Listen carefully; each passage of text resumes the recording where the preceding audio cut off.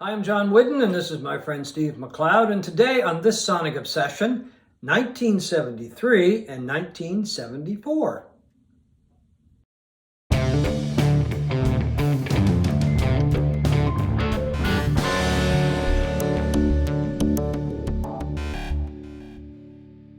Well, we've decided to do something that we've never done before, and that's respond to a vinyl community contest by Jason the Old Millennial, who was asked 4 questions, which kind of piqued our interest and intrigued us, and made us think through the murky mists of time back to our high school days. So here we go, Jason.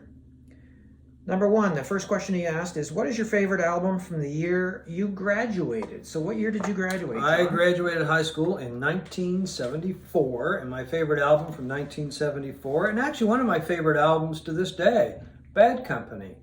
I remember getting the vinyl from a place in Berkeley, California, where I used to order a lot of albums called The Dedicated Fool, because it was difficult sometimes to get albums that I thought was just going to be an import. I guess after a while it was available almost everywhere, but it was a great band, a super group. One of the first releases on Led Zeppelin's Swan Song Records. It consisted of Paul Rodgers on vocals, Simon Kirke on drums, guitar player was Mick Ralphs.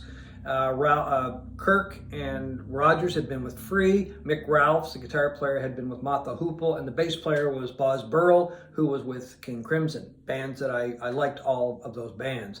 Anyway, just an amazing album, really just basic hard rock. I don't think you can get more basic than that. Just some really good tracks on it. The singing is just tremendous, but Paul Rodgers is one of those guys that could sing anything. It would sound really good.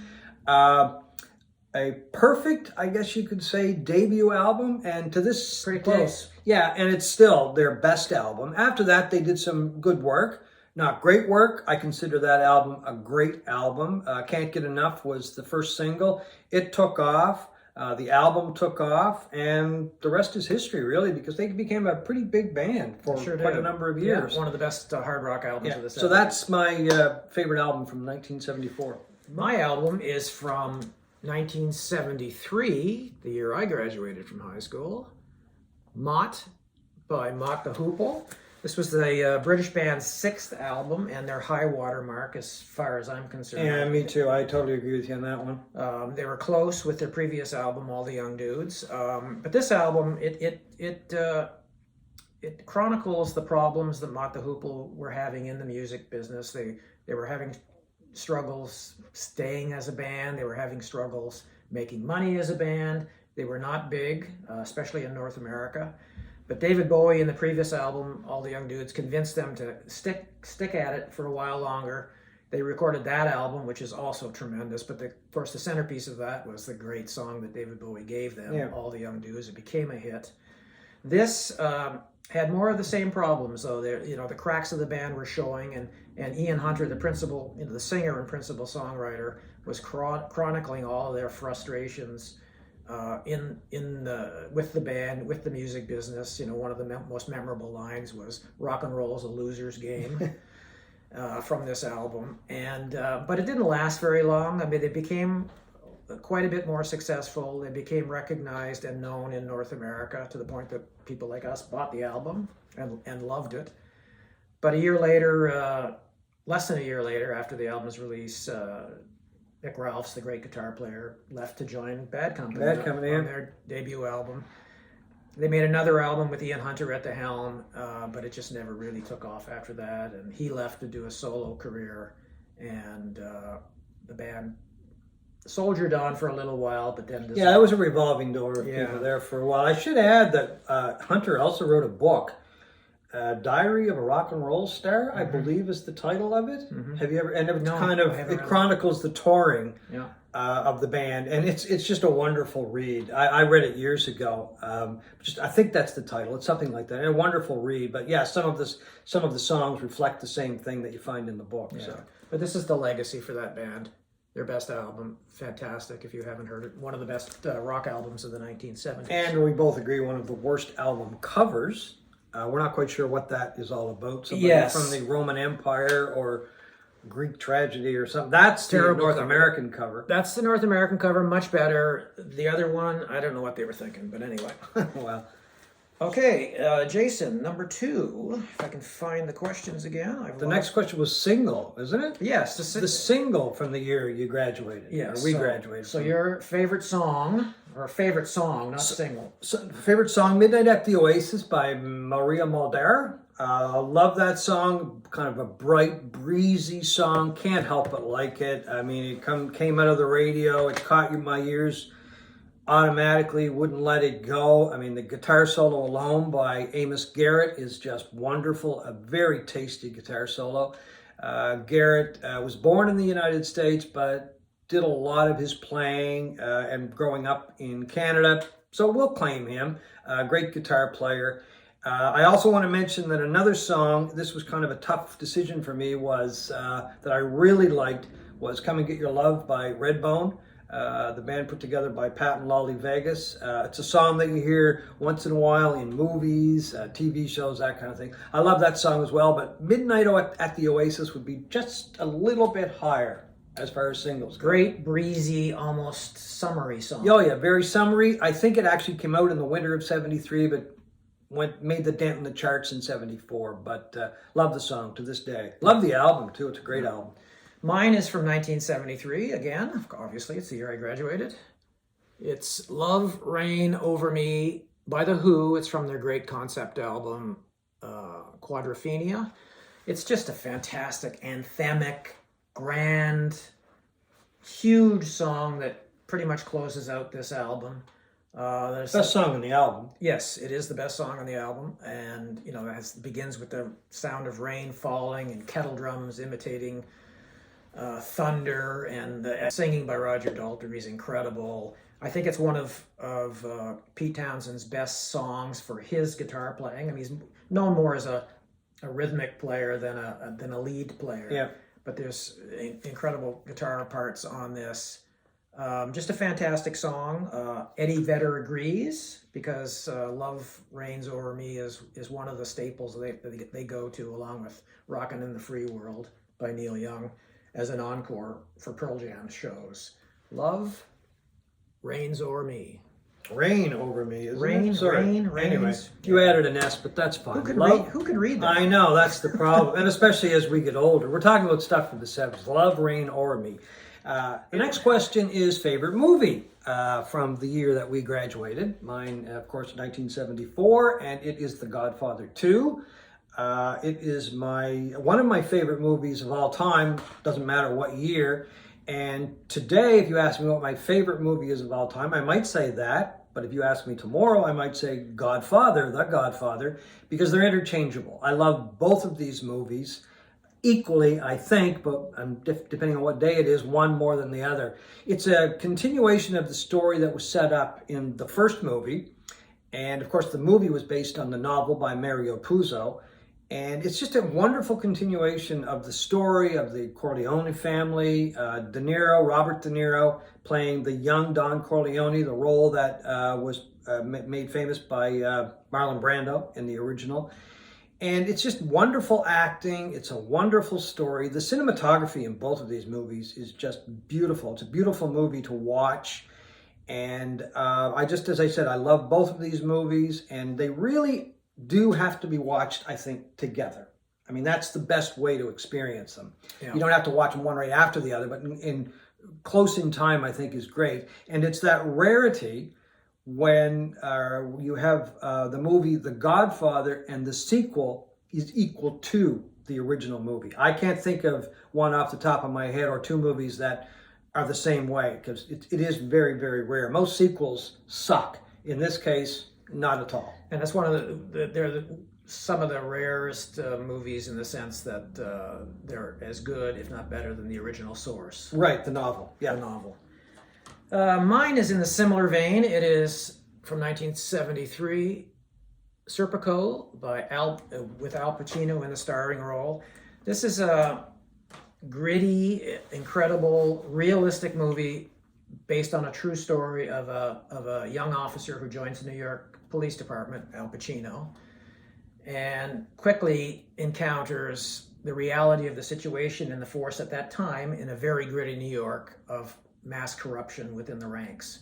People taking kickbacks and bribes from bookies, drug dealers, and he wants no part of this, and he quickly becomes a pariah, and in the end becomes a guy who is sort of fighting against this to the detriment of his career and personal health.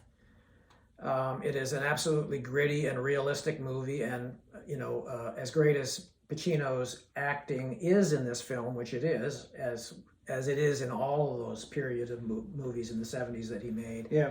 The city itself of New York City in the 70s, the grime, the filth, the crime, the fear is palpable in this film, and it's a fantastic film. Serpico. Yeah, the city is a star in its own right in this film. I mean, Pacino is just so cool in that movie. I think it's not, I don't know if it's his greatest role, but it's definitely one of his best roles ever. So. Okay, Jason's last question is, what is your favorite memory or news event that happened when you were in high school? Well, I'm going to go with news event. I got a lot of really good memories, but some of them I probably shouldn't share with people. I think we all have memories that are pretty good, but nobody, especially from those we're not going to lower it early to late teenage years. But anyway, probably the memory, the news event that kind of still sticks with me is the October crisis in 1970. Some people call it the FLQ crisis. It was when the British Trade Commissioner James Cross was kidnapped, and the Quebec Labor Minister, province of Quebec, Labor Minister Pierre Laporte was kidnapped by a terrorist organization called the Front de Liberation de Quebec. The country, or I should say the Prime Minister, retaliated by invoking the War Measures Act, which gave the federal government unprecedented power. They could go in, they could arrest people, they could put people in jail, they could detain them without, I don't want to say without just cause, but they didn't need much to hold people. They didn't need to lay charges within 24 hours or whatever, whatever the law was at the time. They could hold people indefinitely. Yeah, and I've talked to people over the years that were put in jail or rounded up, and it was not a pleasant time. But anyway, they were trying to get to the bottom of this, of the kidnappings. Unfortunately, Pierre Laporte was murdered by the FLQ. James Cross was released. But with the invocation of the War Measures Act, the whole country was affected. And I remember going to the post office as a little kid, and there was a notice on the main door of the post office. And in a small village like Sherbrooke, the post office was kind of where the community met every day, right? And these notices were on the window going to the main door. The War Measures Act has been invoked in Canada. Well, most of us didn't know, what's the War Measures Act? We didn't know what that was. So, of course, people are running around trying to figure out, what does this mean? How's it going to affect us? Some of us were probably saying, well, are we at war? Are we going to war? And then years later, it was one of these events that kept coming up for debate in university. It would come up in poli-sci classes. There were people that agreed with the War Measures Act. There were people that disagreed with the War Measures Act. I agreed with it. I thought it was a smart thing to do, and I think effectively it killed terrorism in Canada. And I get some blowback on that from people that say people's civil rights were violated. Well, sometimes you have to take drastic measures if you've got a drastic situation. So anyway. Well, I have the opposite view of John's on this. I thought it was it was overblown, but in hindsight, at the time maybe it's different. But I lived in Ottawa at the time, and it was a wild thing to be living in little old Canada in 1970 and see troops in the streets. I used to live on an Air Force base. I went to high school, and I would take a city bus, and we would enter the base at the end of the day, and troops would come on, stop the bus, and come on with machine guns and ask for our. Well, I'm not saying. I mean, it must have been very unpleasant and scary. Actually, it wasn't. It was cool. When you're a kid, you think, "Oh my God, look at these guys," you know. But it was an interesting time. Thankfully, it didn't get worse than it did. It was bad enough, especially for Pierre Laporte and his family. Yeah.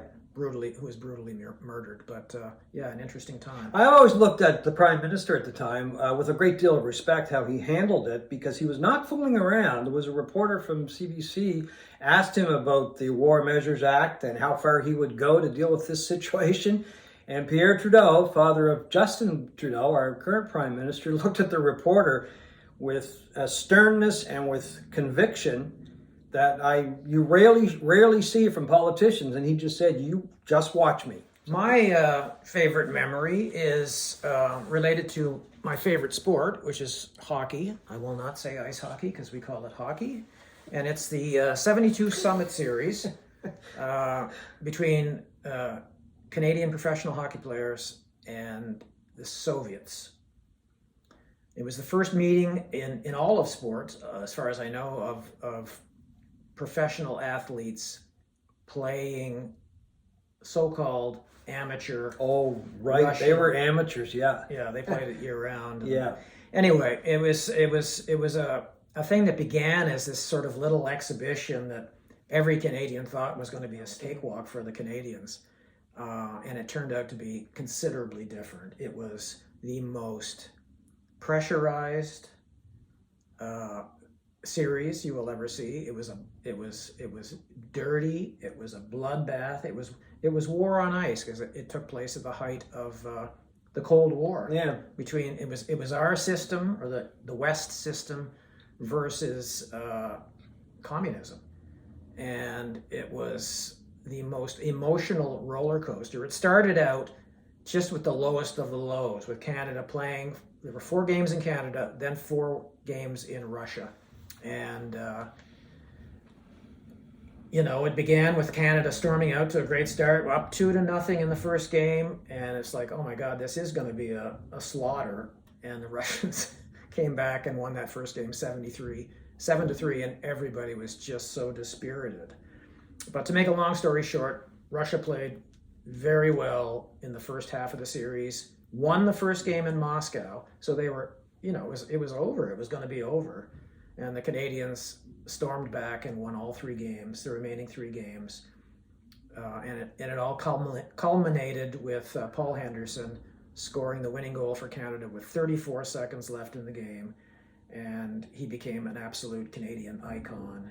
And our hockey pride was restored from the ashes. Hockey pride, yeah. It was, and it's become part of, the reason I say I'm doing this, or using this as an example of a memory, because it was, Canada's population was 20 million at the time, and 15 million people watched those games. Yeah. We all watched it. Everybody watched it. We were watching it in schools. It's become a cultural landmark in Canada, a cultural touchstone. It's been celebrated in movies, films, documentaries. The 50th anniversary of the start of it is coming up next month, in a few weeks. And the CBC is going to do another documentary on this thing. It really is one of the pivotal events in Canadian history, as silly as that might sound to outsiders, but that's the hold the game has on Canadians. Yeah, I hope that what they do is I hope they take the series and show it from start to finish. I mean, I'm sure you can watch it or find a DVD. I've got it on DVD. DVD, yeah, but it'd be kind of nice just to watch it on television. So hopefully they'll play it over a couple of nights or something. Anyway, that's our answer to Jason's questions. Subscribe to Jason's channel. Subscribe to ours too. That's right. This Sonic Obsession. Subscribe to us. We don't usually beg for this. But... No. Well, and we're hoping that we're going to win. We don't know exactly what we're going to win, but any prize would be nice. It's pride. There you go. So anyway, thanks for watching This Sonic Obsession.